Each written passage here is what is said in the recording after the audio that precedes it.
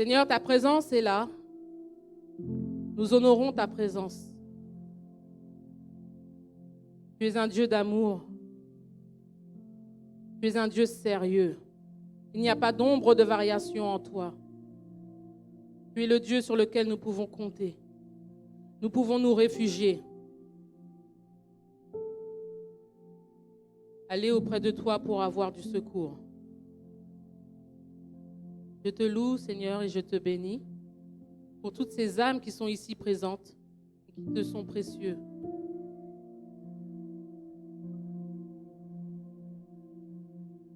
Tu connais le nom de chaque personne. Tu sais combien de cheveux comporte la tête de chaque personne.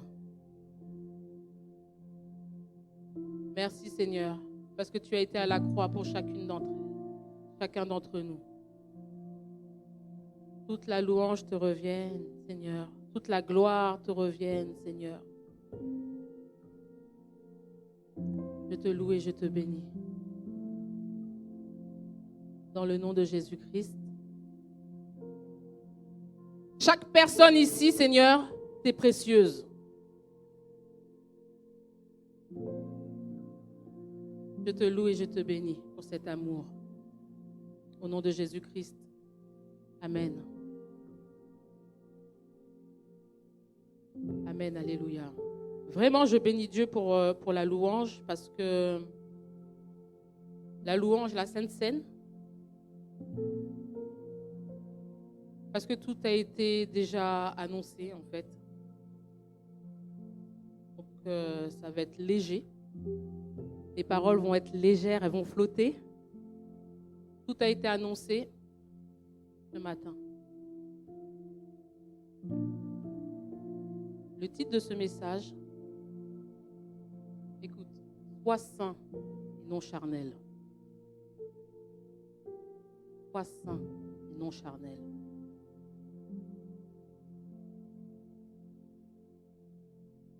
La sœur Jeanne l'a dit dans la prédication, dans la Sainte Seine.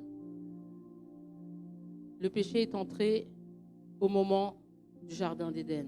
Parce que Adam a péché. Adam a péché. Mais au commencement, l'Esprit de Dieu aimait converser, aimait avoir une communion avec l'Esprit d'Adam. Parce que Dieu, ce qu'il veut, c'est avoir une communion. Maintenant que le péché est entré, nous avons un corps qui va retourner à la poussière. Chaque corps est différent. Il y a une âme. Et dans l'âme, c'est là où il y a la chair. C'est là où il y a les émotions. C'est là où il y a les souvenirs. C'est là où il y a le péché. C'est là où il y a la jalousie. Tout ça, c'est dans l'âme. C'est pour cela que David ordonne à son âme. Parce que sinon, l'âme dirige ta vie. Il y a le corps, il y a l'âme et il y a l'esprit. Vous voyez tout le chemin qu'il faut faire pour que Dieu la communique avec nous. Alors, on va aller dans Galates, bien sûr, Galates 5. En nous, il y a l'Esprit de Dieu, mais il y a aussi l'âme, il y a la chair. Et la parole de Dieu nous dit qu'il y a un combat. Je dis donc, marchez selon l'Esprit et vous n'accomplirez pas les désirs de la chair. Car la chair a des désirs contraires à ceux de l'Esprit, et l'Esprit en a de contraires à ceux de la chair. Ils sont opposés entre eux, afin que vous ne fassiez point ce que vous voudriez. Afin que vous ne fassiez pas ce que vous voudriez. Il y a en nous la chair et il y a en nous l'Esprit, l'Esprit de Dieu. Il y a un combat. Des fois, on lutte. On n'arrive pas à se séparer de quelque chose. La Bible nous décrit ce qu'est les œuvres de la chair. Ce n'est pas exhaustif. Il y a l'adultère, il y a l'impudicité, l'impureté, la dissolution, l'idolâtrie. Quand on prend quelqu'un pour Dieu. La magie. La magie, c'est pas... Là, on parle on parle des enfants de Dieu, ce n'est pas la magie, on va aller voir un sorcier. Hein. La magie, c'est le pasteur qui nous l'avait enseigné, c'est la manipulation. Il y a des gens qui ont un pouvoir persuasif et pour t'amener dans leur chemin, ils vont te parler et toi, tu tombes dedans. C'est des gens manipulateurs, la magie. Les sectes, il y a des gens qui ne se mélangent pas, qui aiment bien faire des clans dans les églises. L'envie, la jalousie, il y a tout ça en nous, il y a la chair. Et parfois, pour les personnes qui arrivent, même pour la première fois, ou dans quelques temps après, on est étonné qu'on trouve toutes ces choses-là dans les églises. Vous vous rendez compte? Dans les églises, Paul a dû reprendre l'église de Corinthe. Il y a des sectes, il y a de la jalousie. Mais pourquoi? La Bible nous dit qu'il y a une guerre entre la chair et l'esprit. Il y a une guerre. Pour une personne, ça va être de la jalousie. Elle n'arrive pas à s'en défaire.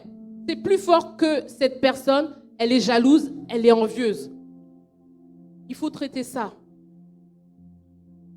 Parce que ça fait des églises malades, qui n'avancent pas, pour qui il faut toujours la prière. 1 Corinthiens 11, 18, s'il te plaît.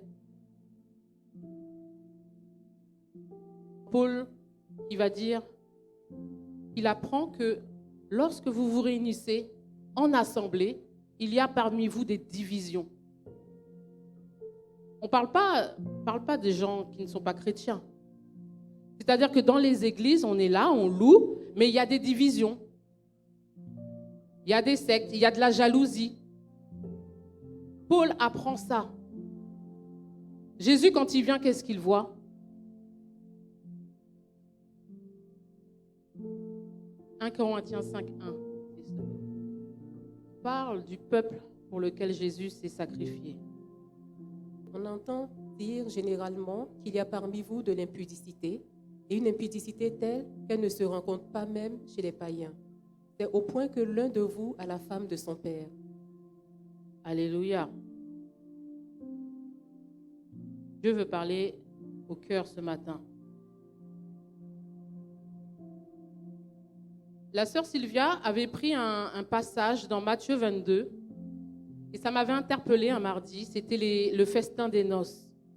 Alors oui, ça représente la grâce. Le peuple juif n'a pas voulu accepter, hein, c'est une parabole.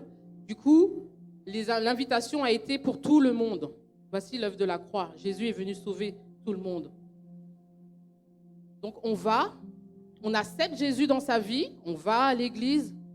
Et dans ce passage-là, il est dit, le roi entra pour voir ceux qui étaient à table. Imaginez Jésus qui est là pour voir ceux qui viennent le louer et l'adorer. Il est là dans un coin et il est là en train de regarder avec des yeux spirituels les cœurs des uns et des autres.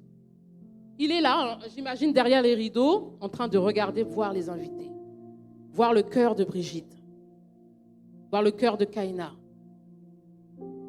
le cœur d'Inocia. Vas-y. Et il aperçut là un homme qui n'avait pas revêtu un habit de noces.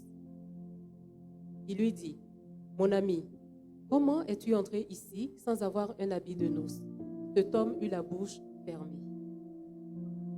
Alors le roi dit au serviteur, « Liez-lui les pieds et les mains et jetez-le dans les ténèbres du dehors où il y aura des pleurs et des grincements de dents. Car il y a beaucoup d'appelés, mais peu d'élus. » Ça, c'est quand on ne nettoie pas son cœur. Et ça, c'est une démarche personnelle. Vous avez vu comment, je ne sais pas si vous l'avez senti, mais dans Matthieu 25, 24, on parle des offrandes. Et Dieu dit, si tu as quelque chose contre ton frère, arrête là avec ton offrande là. Hein, tout le monde te voit donner ton offrande, c'est bien. Parce que ce qui intéresse Dieu, c'est ton cœur, en fait. Laisse ton offrande de côté, tu obéis, c'est bien. Mais va te réconcilier. Vous avez vu comment il y a eu une atmosphère quand on s'est embrassés? Les uns ont demandé pardon.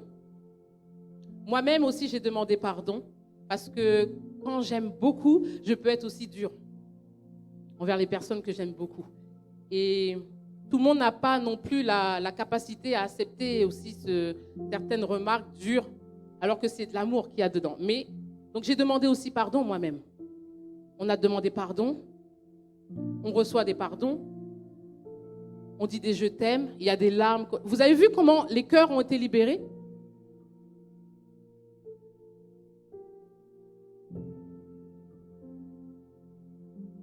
Alléluia.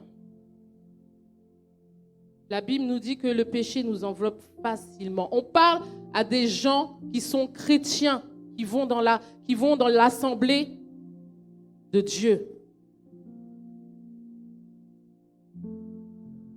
Dieu dit, mon peuple m'honore des lèvres, c'est terrible, mais son cœur est éloigné de moi. Ouh. Quand je viens dans la présence de Dieu, c'est un Dieu qui est grand, qui est puissant, qui est réel et qui est là et qui nous regarde. Il siège au milieu de la louange, certes. Ça veut dire il siège, il s'assoit. On le met à la place d'un roi au milieu de nous et il nous observe. Il n'observe pas notre gestuelle, il observe nos cœurs. Il peut y avoir des gestuels sans effet, peu de paille. Il peut y avoir les mêmes gestuels, mais qui sortent d'un cœur qui s'est préparé. Gloire soit rendue à notre Seigneur Jésus, parce qu'il a été à la croix. On l'a chanté ce matin pour nous purifier de tout péché. Et moi, quand j'observe la Bible, je vois, il y a deux sortes de sainteté. Il y a la première sainteté qui est la grâce. Il est dit, vous serez saints car je suis saint. Le je suis parle. Il dit, je suis saint. Donc vous serez saints. Le sang de Jésus-Christ nous purifie de tout péché. Ça, c'est la sainteté première. Mais ça ne s'arrête pas là. Après, il y a ce qu'on appelle un processus, une marche avec le Seigneur. Et cette sainteté-là, elle est personnelle. Le sang de Jésus-Christ nous lave de tout péché, oui. Mais après, il y a un combat dans ta marche chrétienne avec la chair. Si tu sais que tu es coléreux, c'est ton combat. Si tu sais que tu es de nature jalouse depuis toujours, c'est ton combat. Et on nous dit que les œuvres sont manifestes, c'est-à-dire que ça se voit dans l'Église, ça se voit, on le sait. Tu le sais et on le sait. Et Jésus le sait.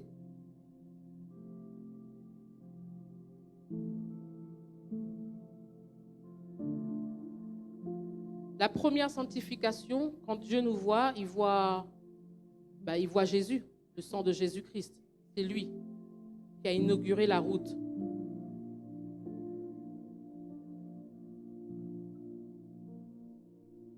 La Bible dit que ce sont vos péchés qui vous éloignent de Dieu. Et j'ai fait une analyse en fait. Jésus n'a cessé de nous parler du Père. Père, montre-leur. Père, tu m'as toujours exaucé. Quand vous voyez le Père, vous voyez. Il nous a présenté le Père, notre Père qui est aux cieux. Il nous a présenté un Père qui veut une relation avec ses enfants. La vérité. Un Père qui veut une relation vraie avec ses enfants. Il nous a présenté le Père. Mais quand il est à la croix, ça a été dit à la Sainte Seine, il a porté tous nos péchés, depuis Adam jusqu'à la croix et jusqu'à la fin, avant, présent, passé, avant, présent, futur. Et bizarrement, quand il a pris tous les péchés, quand il parle à son Père, il dit plus Père, il dit mon Dieu, pourquoi m'as-tu abandonné? Ce sont les péchés qui nous éloignent. Il n'a pas cessé de parler de son Père, Père. Il veut nous rapprocher du Père, son papa, son Père. Mais là, à la croix où il a tous les péchés, c'est Dieu. Dieu ne veut pas seulement être Dieu dans ta vie, il veut être un Père. Il veut être un Père. Il veut être un Père pour toi. Un père d'amour, un père où il vient dans ta chambre parce qu'il veut te parler, comme chez Adam. Pas seulement un Dieu où il y a tous tes péchés que tu sais, et puis que tu restes comme ça à l'église. Et que Dieu te voit, il observe et il voit ton cœur. Dieu, là tout d'un coup, son père est devenu Dieu seulement. Tu connais ton cœur.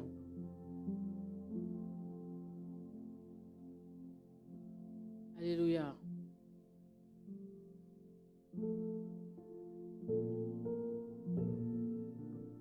Moi, j'ai bien aimé, il y a la sœur Yolette qui m'a appelée cette semaine. J'ai aimé, parce que vous savez que j'aime la franchise, j'ai aimé, elle m'a appelée. Parce qu'il y a des gens qui aiment bien appeler, prendre le téléphone et parler sur des gens. La calomnie. J'ai aimé, elle m'a appelé pour me demander, mais il y avait quelque chose qui l'avait interpellée dans l'église. Et elle m'a dit, mais comment ça se fait? Je lui explique. Elle a eu la réponse. Mais elle aurait pu prendre son téléphone. Mais attends, mais comment ça se fait? Appeler une sœur, et patati, et patata, et parler, et parler, et parler, et parler. Il y a des gens qui aiment prendre leur téléphone et parler, critiquer le pasteur, critiquer les uns, critiquer les autres. Faites attention. J'ai aimé ta démarche.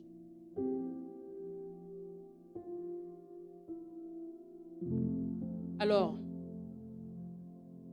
vous savez, dans la Bible, il est dit dans Luc qu'il y en a qui sont là debout pour être vus, qui lèvent les mains, Seigneur, et puis qui regardent. Oh, merci de ce que je ne suis pas comme un tel. C'est quelle prière? Et tu as ce un tel qui dit, Seigneur, je suis comme ça. Aide-moi. Et je veux attirer l'attention du peuple de Dieu. Parce que tout changement commence par une acceptation de soi, à une reconnaissance de soi. Si tu sais que tu es comme ça et que tu ne fais rien, tu ne vas jamais changer. C'est simple. Ça, c'est la deuxième sanctification, c'est ta marche avec le Seigneur. J'ai pris la définition. C'est un processus personnel, par lequel une personne est libérée du péché par la purification et lui permet de s'approcher de Dieu et être en communion parfaite avec lui. La sanctification. Dans Jacques 4, il est dit, Jacques 4, c'est pour cela que Jésus nous dit, venez tel que vous êtes. C'est-à-dire, tel que vous êtes. Il n'a pas besoin de masque.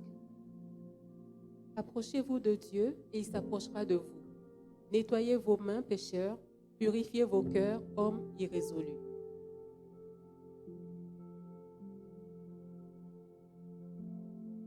Un Thessaloniciens. Approchez-vous de Dieu. Nettoyez vos mains. Ce que Dieu veut, c'est votre sanctification. C'est ce que vous vous absteniez de l'impudicité. C'est que chacun de vous sache posséder son corps dans la sainteté et l'honnêteté. Sans vous livrer à une convoitise passionnée, comme font les païens qui ne connaissent pas Dieu. C'est que personne n'use envers son frère de fraude et de cupidité dans les affaires, parce que le Seigneur tire vengeance de toutes ces choses, comme nous vous l'avons déjà dit et attesté. Car Dieu ne nous a pas appelés à l'impureté, mais à la sanctification. Dieu nous appelle à l'adorer. Dieu nous appelle à l'invoquer, à le prier, mais il nous appelle à la sanctification. Pourquoi? Parce qu'il sait de quoi nous sommes faits et que le péché nous enveloppe facilement. Il y a eu la grâce, oui, mais le péché nous enveloppe facilement. Vous savez, vous prenez la nature, vous prenez les arbres, on les émonde chaque année. On les coupe pour qu'ils repoussent bien. Le chrétien, c'est la même chose. Il doit tout le temps se sanctifier parce que le péché nous enveloppe facilement. Hébreux 12. Recherchez la paix avec tous et la sanctification sans laquelle personne ne verra le Seigneur. Waouh. Le frère Anthony a envoyé une vidéo sur la page où on nous parle de quand Jésus va revenir, il va rassembler toute son... On verra Dieu face à face. On verra Dieu face à face. Pour voir Dieu face à face, Dieu demande une sanctification. Moïse n'a pas pu le voir face à face. Dans le ciel, c'est pour ça qu'il est bon d'adorer dès maintenant, parce que dans le ciel, on va que adorer. On va que adorer. La parole sera déjà en nous toutes. On aura toute la connaissance. On va adorer. Dans le ciel, on entend Saint, Saint, Saint. Nuit et jour. Saint, Saint, Saint. Comment adorer? Vous serez saints car je suis saint. Dieu nous appelle à la sanctification.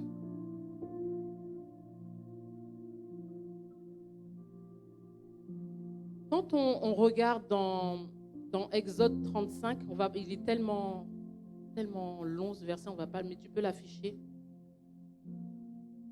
Dieu, quand il veut construire son tabernacle, vous savez, dans le tabernacle, c'est là où la Shekinah vient, la gloire de Dieu. C'est là. Il y a le parvis, là où il y a tout le monde. Il y a ceux qui rentrent dans le saint. Et il y en a ceux qui rentrent dans le saint des saints. Tu es à quelle étape, en fait, quand tu viens dans la présence de Dieu? Et dans la Bible, il est dit que tout le monde ne rentrait pas dans le saint. Et une personne rentrait dans le saint des saints, c'était le souverain sacrificateur. Nous sommes tous sacrificateurs, mais une seule personne là dans la Bible, avant Jésus, une seule personne venait avec le sacrifice.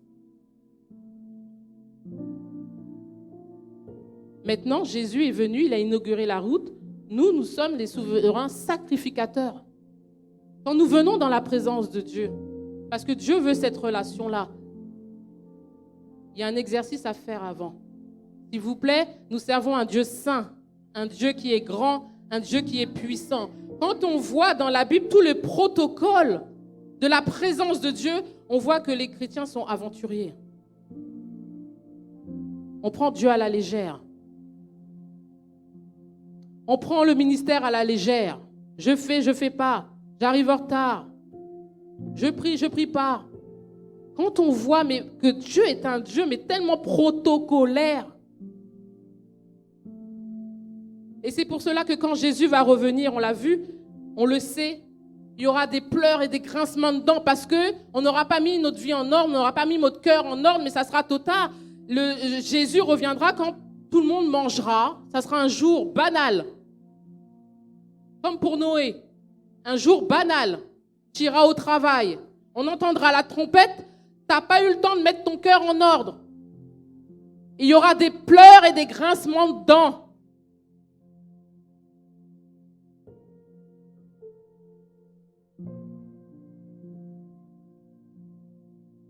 Quand Dieu veut construire son tabernacle, donc il convoque toute l'assemblée, d'accord.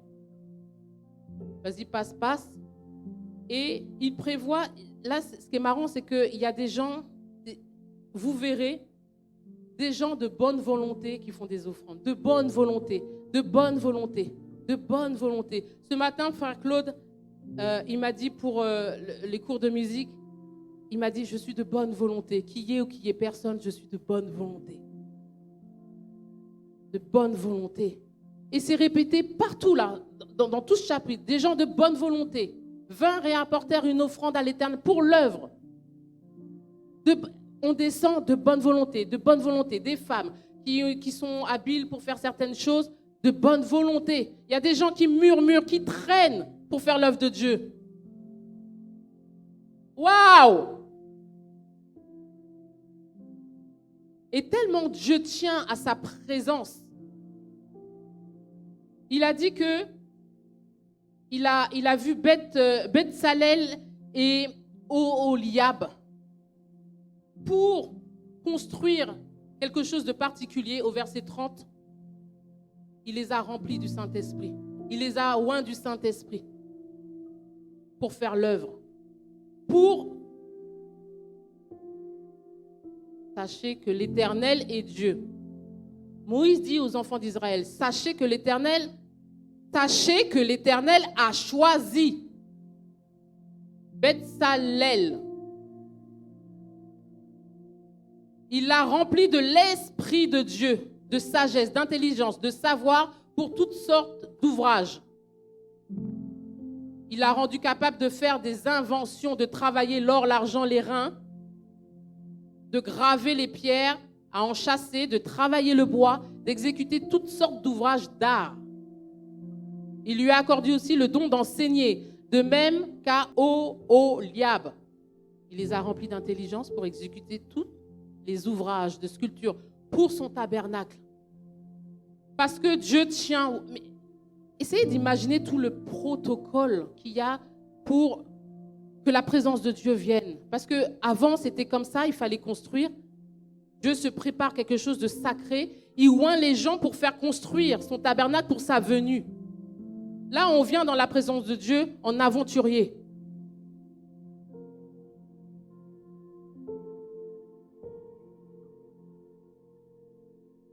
Il était obligé de oindre des gens pour la construction du tabernacle, pour quand il va descendre, que tout soit parfait. Et la perfection qu'il veut, c'est ta sanctification. Pour que qu'il ne soit pas seulement un Dieu, mais qu'il soit ton Père avec qui discuter.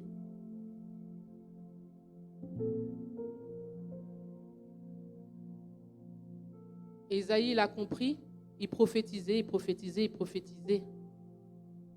Mais quand un ange là est descendu, devant la face de Dieu, il a reconnu que lui était comme ça, qu'il n'était pas digne. Prends la braise, touche mes lèvres, me voici.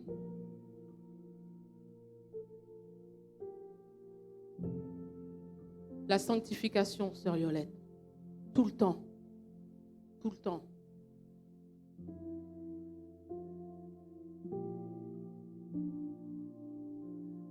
Dernièrement, tout le quartier, là, même pas la moitié de la ville était bloquée. Impossible de passer par tous les moyens. CRS partout. Pourquoi? Parce que le peuple juif, une fois par an, va au lac pour jeter leurs péchés.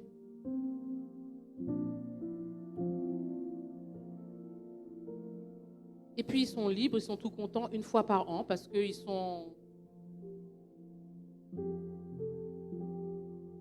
dans l'Ancien Testament.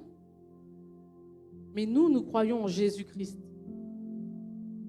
qui a quitté son trône de gloire pour nous sauver, pour nous rapprocher du Père. Qu'est-ce qu'on fait de l'œuvre de la croix? Qu'est-ce qu'on fait de ce que Jésus a fait à la croix? Qu'est-ce qu'on fait de ce Jésus qui a perdu son Père pendant un instant et qui l'a appelé Dieu?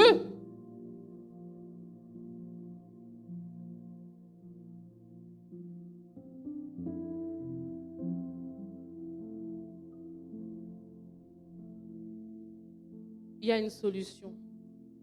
Il y a les œuvres de la chair. Tu te connais. Ne laisse pas Jésus rentrer là dans la salle et voir ton cœur. Il y a l'envie, la paresse, l'hypocrisie, ce qu'on voit dans les églises. Paul était obligé de reprendre. Mais plutôt, va dans la présence de Dieu tel que tu es. Parce que si tu ne fais pas cette démarche de sanctification, tu ne vas pas pouvoir avancer. Tu vas lutter avec ta chair, tu vas lutter toi-même avec ta chair et tu ne vas pas avancer.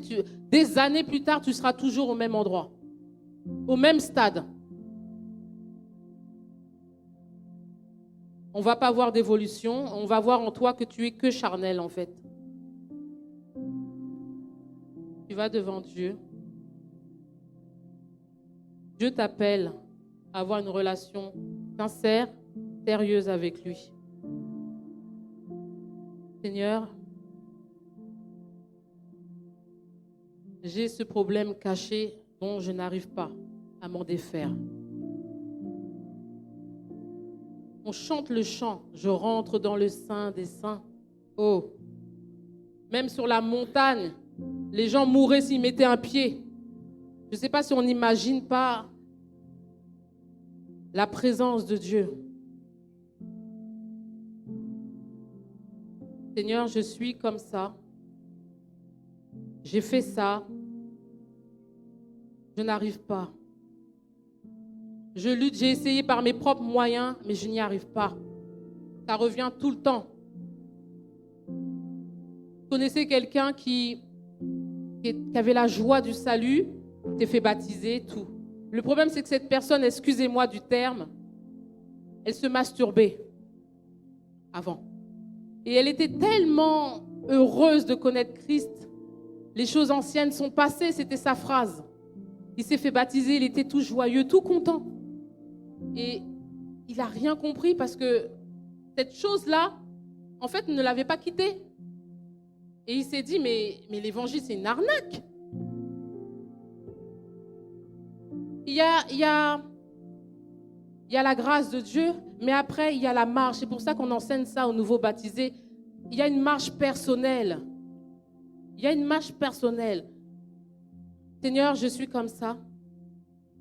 Saint-Esprit, je t'en supplie.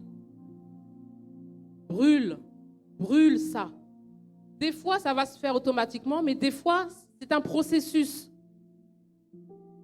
Peut-être que tous les jours, après ça va être une fois par semaine, une fois par mois, jusqu'à un jour, ça ne dira même plus rien. Mais il faut reconnaître son état, demander à Dieu, offrir son corps, Romains 12. Tu offres ton corps en sacrifice et tu laisses le Seigneur brûler en toi. Ça, c'est entre toi et Dieu. Je vous exhorte donc, frères, par les compassions de Dieu, à offrir vos corps comme un sacrifice vivant, saint, agréable à Dieu, ce qui sera de votre part un culte raisonnable. Ne vous conformez pas au siècle présent, mais soyez transformés par le renouvellement de l'intelligence, afin que vous discerniez quelle est la volonté de Dieu, qui est bon, agréable et parfait. Ne vous conformez pas au monde. Le monde trahit, le monde jalouse, le monde abandonne. Si tu as toutes ces choses en toi, ne vous conformez pas, mais offre ton corps en sacrifice. Le feu de Dieu viendra jusqu'à ce que cette chose-là soit écrasée par l'esprit. Parce qu'il y a la chair et il y a l'esprit en chacun d'entre nous. Et il faut que l'esprit domine la chair.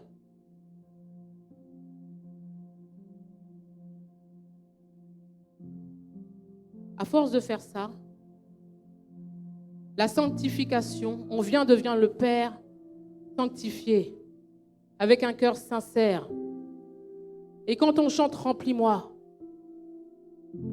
parce que c'est bien beau de dire « Remplis-moi, remplis-moi, remplis-moi » avec un cœur comme ça, qui n'est pas nettoyé, qui n'est pas sanctifié.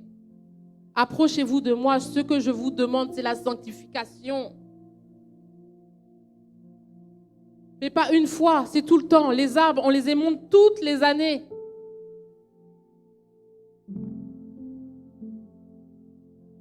Là, il y avait un verre. Vous voyez les verres.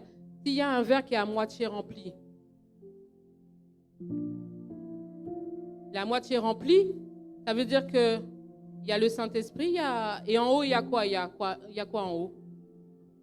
Il y a de l'air, mais ça représente la chair. Ça représente la chair.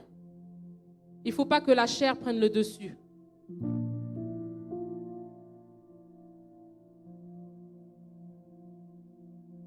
Oh, Seigneur, si ton cœur est comme un verre vide, rempli de chair,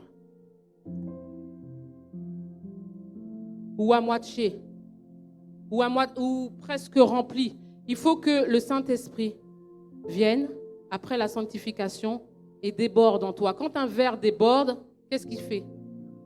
Qu'est-ce qu'il fait? Il déborde.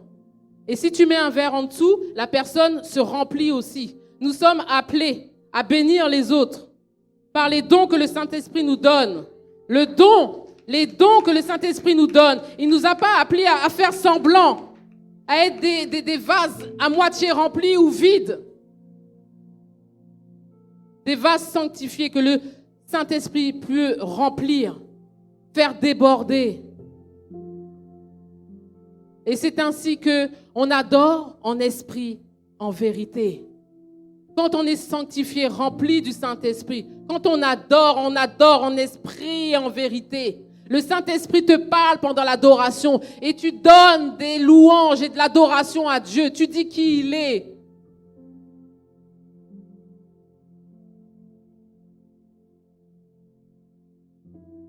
Imaginez une église remplie de fidèles sanctifiés, autonomes, qui se sanctifient eux-mêmes, remplis quand il y a une phase avec le Saint-Esprit où on demande ou personnellement dans sa chambre, remplis-moi. Une église remplie de membres, remplie du Saint-Esprit.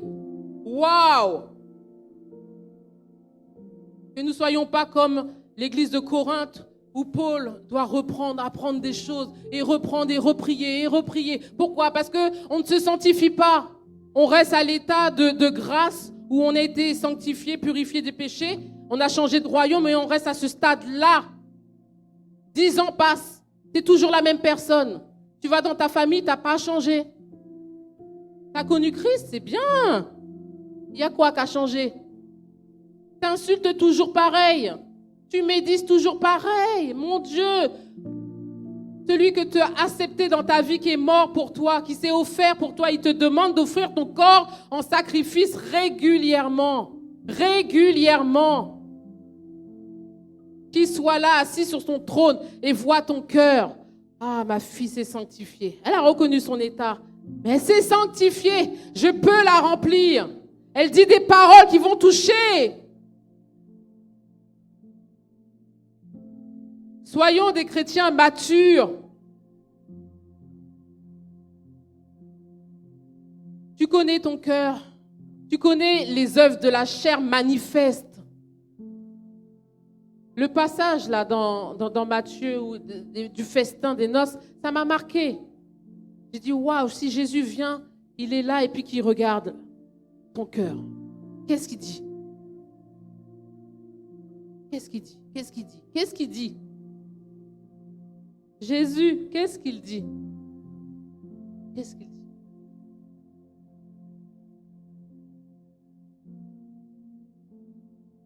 J'ai beaucoup aimé le chant. Il a vaincu la mort et l'enfer. Prends courage, toi qui te bats avec ton péché. Prends courage. Si le témoignage que tu donnes dans ton travail n'est pas celui que tu veux montrer à l'église, dans ta famille, tu sais comment tu es. Tu t'emportes facilement. Tu jalouses facilement.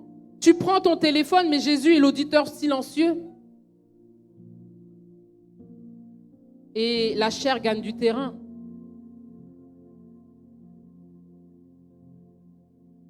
Quand tu libères ton cœur, j'ai trop aimé le moment où on s'est embrassé. Tu sentais le cœur léger. C'est un cœur léger que le Seigneur veut avec toi.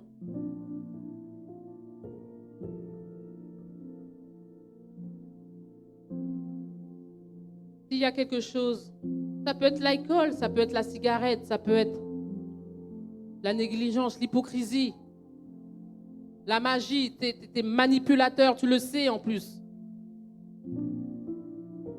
Dans ton cœur, tu as envie, tu vois quelqu'un, tu veux sa place. C'est de l'envie, ça.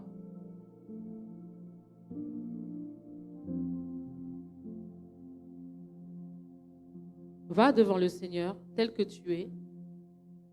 Demande au Saint-Esprit de te purifier par son feu, d'enlever ça. Et tu verras qu'il va le faire. Offre ton corps en sacrifice. Et ne te décourage pas. Le verset de Whitley dit que prenez courage parce qu'il a vaincu le monde. Donc, toi aussi, tu vas vaincre ça. Je dis ça Parce que tu sais ce qu'il y a en toi. Tu sais comment tu es dans le secret dans ta maison. Peut-être que tu te bats. Hein. La Bible dit qu'il y a un combat. Hein. Tu n'arrives pas. Hein. Tu n'arrives pas. C'est plus fort que toi. Tu n'arrives pas. Avec tes propres moyens, tu n'arriveras pas. Tu as besoin de l'aide du Saint-Esprit. Et le Saint-Esprit a besoin d'un cœur sincère. Il y a des gens qui ne veulent pas et puis qui restent là. Mais si toi, ce matin, tu entends la voix de Dieu, qui t'appelle à la sanctification parce qu'il veut être un père pour toi, il veut te parler, il veut te prendre dans ses bras. Mais il est saint. Il est saint. Vous serez saints car je suis saint. Vous serez saints car je suis saint. Je suis saint.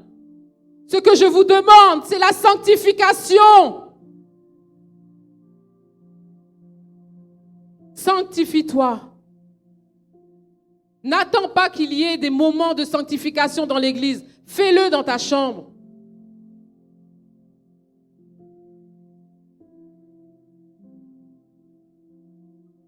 Et le Seigneur va te remplir jusqu'à déborder. Parce que le Seigneur a de grands projets pour toi, pour cette église.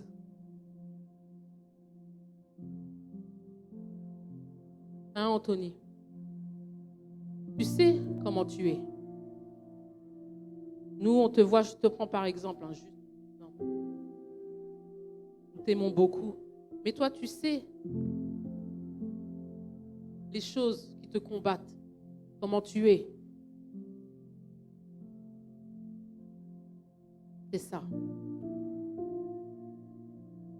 Jésus a vaincu le monde. Et ce Jésus-là habite en toi. Ce Jésus-là habite en toi. Il l'a fait pour te rapprocher du Père. Parce que quand Jésus reviendra, nous serons avec le Père et nous l'adorerons. En esprit, en vérité. Commence dès maintenant.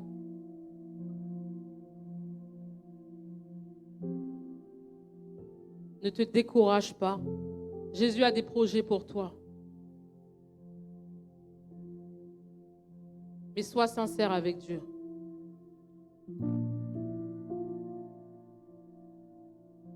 Si tu sais que tu as du mal à prier, si tu sais que tu as du mal, tu ne sais pas pourquoi, la chair te dit non, ne prie pas. La chair te dit, oh, tu es malheureuse. La chair parle, la chair parle, la chair te parle et tu obéis. Dis à ta chair comme David. Dis les bontés de Dieu. Dis la puissance de ton Dieu. Ordonne à ta chair là de te taire. Je me lève, je suis fatigué, mon corps tu obéis.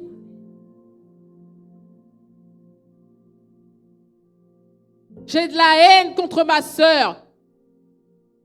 Ça m'arrive hein, de pas être contente. Hein. Ça m'arrive hein, contre quelqu'un. Je l'ai fait, je vous le dis. Je peux être pas du tout contente d'un comportement. Mais comme on le dit souvent dans cette église, dans la Bible, il faut garder ton cœur parce qu'après, ça se retourne contre toi. Après, tu as des problèmes avec toi-même. Donc, il faut garder ton cœur. Garder ton cœur. Barricade ton cœur. Parce que c'est là que le Saint-Esprit agit. Alors, préserve-le, c'est ton trésor. Là où est ton cœur, c'est là où est ton trésor. Barricade-le. Alors, oui, je ne suis pas contente du tout. Mais je ferme la porte de mon cœur. Je ne veux pas porter cette personne-là dans mon cœur, la porter à mal. Et si je ne le fais pas, je vous assure que cette personne-là est trop dans mon cœur pendant des semaines et des semaines. Hein. Mais si tu le fais, tu verras qu'au bout d'une heure, tu n'as même pas cette personne-là dans ton cœur. Tu n'es toujours pas contente, hein, mais tu ne l'as pas dans ton cœur. Et ça marche. Il te suffit de le dire. Le Saint-Esprit est là. Les anges sont là. Ils attendent qu'une parole de toi pour agir. N'est-ce pas qu'au commencement, le Saint-Esprit se mouvait. Hein. Il y avait les ténèbres, il y a la chair, il y a ci, il y a ça. Mais le Saint-Esprit est là. Il attend qu'une parole. J'ai dit, je décide, même si je ne suis pas contente de ce qu'elle a fait, je décide de ne pas la porter dans mon cœur. Paf! La porte de mon cœur se ferme. Des fois, j'oublie de le faire, à mon tort. Mais je vous assure que ça marche. Garde ton cœur plus que toute autre chose. Alléluia. Voici ce que le Seigneur avait à nous dire ce matin. Je vais prier. Je vous demande d'incliner la tête devant ce grand Dieu qui te voit et qui te dit, approche-toi de moi par la sanctification. J'ai à te parler, j'ai à te restaurer, j'ai à te relever, j'ai à t'aider. Mais je suis saint. Mais je suis saint. Seigneur, je te demande pardon. Tu connais, Seigneur, ton Église. Paul a dû reprendre l'Église de Corinthe. Tu connais tout un chacun. On n'a pas besoin de mettre sur un projecteur tout ce qu'il y a dans le cœur de chacun, à la vue de tout le monde. Mais c'est devant toi que nous sommes. Tu sais ce qui nous lie. Tu sais la chair qui est en train de nous lier. Tu sais les combats que nous menons, Père éternel, dans le secret. Seigneur, nous venons dans ta présence et je prie pour ton peuple.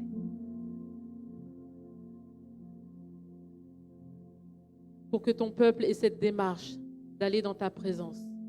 Reconnaître l'état, les mains levées, dans lequel il est. Et implorer, Seigneur Dieu, le feu du ciel, le feu du Saint-Esprit brûler ces choses. Et que ton peuple persévère.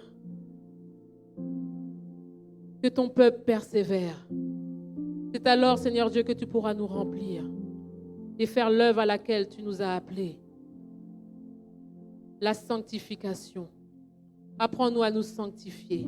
La sœur Jeanne a dit, ça revient dans mon esprit, que nous avons choisi la bonne part, la bonne personne en toi, Seigneur. Et ce n'est pas devant quelqu'un que nous nous présentons ce matin, c'est devant toi, Seigneur Jésus. Tu nous connais. Tu nous connais. Seigneur, moi-même, Seigneur, je peux avoir un cœur dur. Seigneur, envoie ton feu dans le cœur des membres de l'Église.